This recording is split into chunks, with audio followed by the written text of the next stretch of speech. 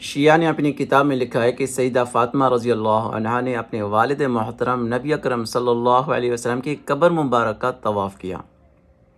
یہ شیعہ کتاب حق الیقین ہے اور اس کے جلد اول میں لکھا ہوا ہے اور صفحہ ہے 218۔ یہ دیکھیں، اور بڑی لمبی روایتیں میں یہاں سے پڑھ کے سناتا ہوں۔ اور فاطمہ علیہ السلام مسجد میں آئیں اور اپنے پدر بزرگوار کی قبر کا طواف کیا۔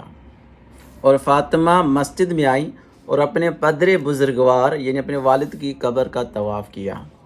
یہ معتبر روایت سے بیان کیا گیا ہے۔ یہ شروع ہوتی ہے، یہ بہت بڑی روایت ہے، یہ دیکھیں نا، یہ بہت بڑی ایک روایت ہے، اور یہاں سے شروع ہوتی ہے کہ ابن بابویہ اور شیخ طوسی وغیرہ نے بہت سی معتبر سندوں سے جناب صادق سے روایت کی ہے۔ یہ بہت لمبی روایت ہے، اس میں سے یہ بات لکھی ہے کہ بہت معتبر سند سے ہے، کوئی ضعیف نہیں ہے۔ تو ہمارا سوال یہ ہے کہ کیا کسی قبر کا طواف کرنا قرآن حدیث سے ثابت ہے؟ کیا یہ شرک نہیں ہے؟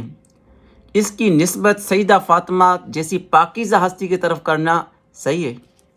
اگر یہ دین ہوتا، جس طرح کی شیعہ بتا رہے ہیں کہ سیدہ فاطمہ نے نبی اکرم صلی اللہ علیہ وسلم کی قبر کا طواف کیا، سیدہ فاطمہ جیسی اہل بیت، اہل بیت نے، خاتون جنت جو اہل بیت کی بھی سردار ہے، ان کے اس عمل کرنے سے ضرور دین بن جاتا۔ کیا کسی اور اہل بیت نے اس طرح سے طواف کیا ہے یا طواف جاری ہوا ہے؟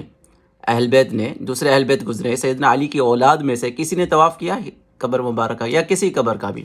یا سیدہ فاطمہ رضی اللہ عنہا کی کسی بیٹی نے یا ان کے خاندان میں سے کسی خاتون نے اس طرح سے قبروں کے طواف کیے ہیں؟ یہ اس طرح کیوں ایسی روایتیں بیان کی جاتی ہے؟ صرف اس لیے کہ امت مسلمہ کو توحید سے ہٹا کر شرک کی طرف لایا جائے۔ ان کی پوری عبادات، ان کے پورے طریقے، رسم و رواج صرف شرک پر مبنی ہیں۔ آپ دیکھیں، جائیں عراق، ایران جائیں، زیادہ تر قبروں کے طواف ہو رہے ہیں، قبروں کی پوجا ہو رہی ہے، قبروں پہ سجدے کر رہے ہیں لوگ۔ پورا دین ہی یہی ہے ان کے پاس، نہ قرآن ہے نہ نبی کی سنت ہے، پورا دین ہی ہے بس اماموں کی پوجا کرو، اماموں کی قبروں پر طواف کرو اور وہاں سے ان سے دعائیں مانگو، ان سے حاجتیں پوری کرواؤ۔ یہی پورا شیعت کا دین ہے، پورا یہ شیعہ مذہب یہی ہے۔ اور امت مسلمہ کو اصل چیز سے ہٹا کر قبر پرستی کی طرف لانے کے لیے گھڑی گئی ہیں ایسی روایتیں، اور اہل بیت کی طرف نسبت کی گئی ہے کہ انہوں نے نعوذ باللہ شرک کیا۔